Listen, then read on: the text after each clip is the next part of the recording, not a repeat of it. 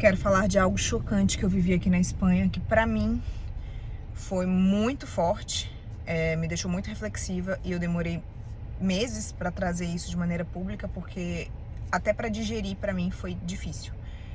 E a gente vai fazer uma reflexão a partir disso aqui. Eu queria saber o que você sentiria se fosse com você. Eu parei de amamentar meu filho, meu terceiro filho, com 8 meses. E com 9 meses, de maneira espontânea, eu engravidei de novo. Eu não esperava que fosse tão rápido, não imaginava que viria. Inclusive, eu tava para iniciar um novo método contraceptivo. Nota dó para minha maquiagem tirada com meu óculos. Eu tava para iniciar um método contraceptivo que não sei se é chamado contraceptivo. Concepção. Isso. Então que não ia fazer mal pro meu corpo, que era super natural, super saudável e super seguro. Só que não deu tempo, né? Foi muito mais rápido do que eu tinha me organizado para iniciar.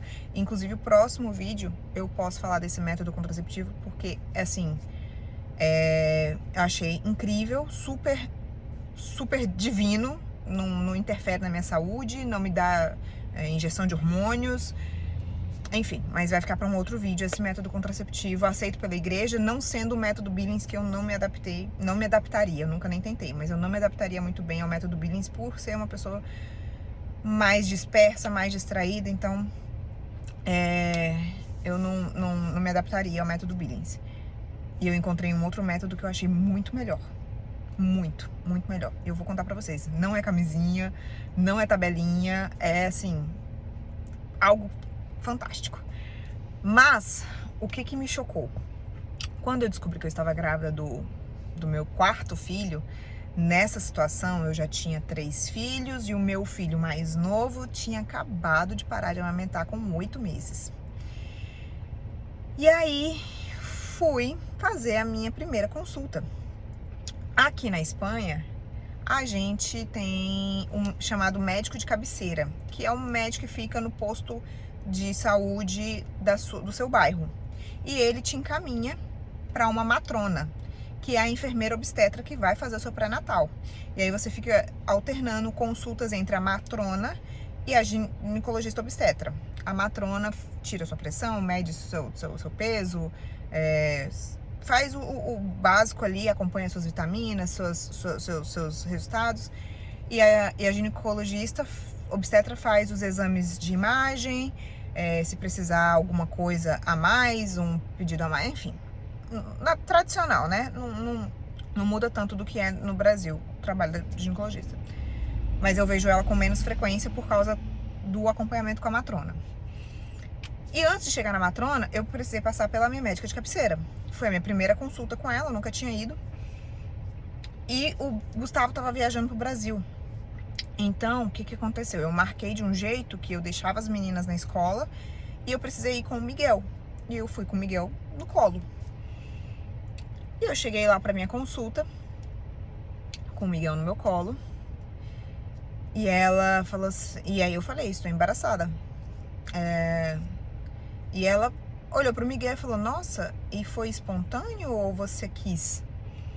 Aí eu, não, foi espontâneo, eu não esperava engravidar agora. Gastando todo o meu espanhol.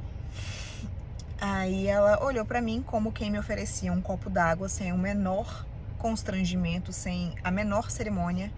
E ela me perguntou, e você deseja continuar com essa gravidez? Gente, essa pergunta pra mim, vindo de uma médica,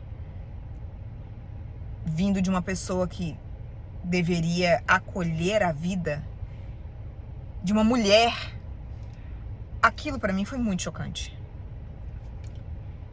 Em milésimo de segundos, muitas coisas passaram na minha cabeça, do tipo assim, como assim ela tá me oferecendo a possibilidade de eu ser encaminhada pra interromper a minha gravidez porque ela não foi planejada?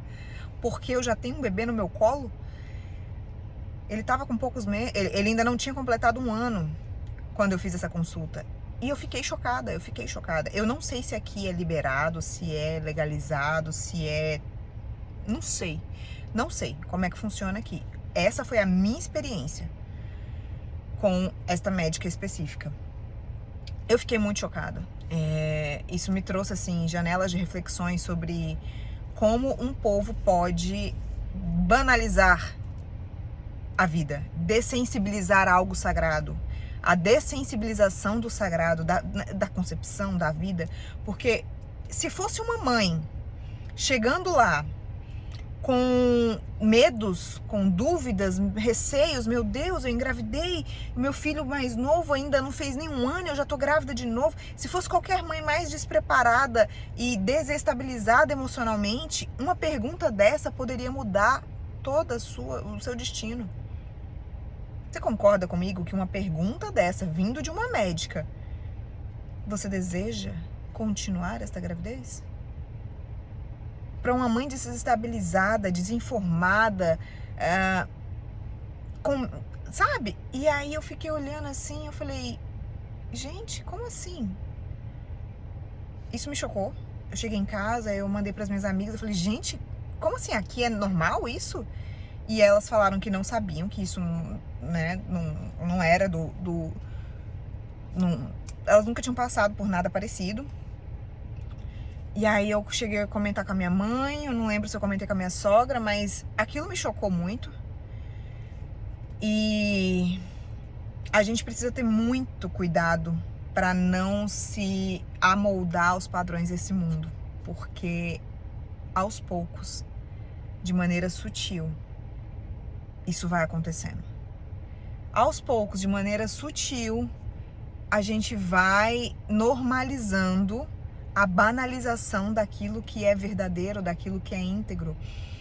Só porque não está no meu momento, só porque não é conveniente para mim engravidar agora, eu tenho essa possibilidade de interromper a minha gestação? Eu não estou aqui falando para todo mundo. A minha fala é muito direcionada para mulheres cristãs que se dizem seguidoras de Cristo, que se dizem seguidoras de Jesus. Nós não podemos normalizar a banalização da vida e a dessensibilização do sagrado dessa forma.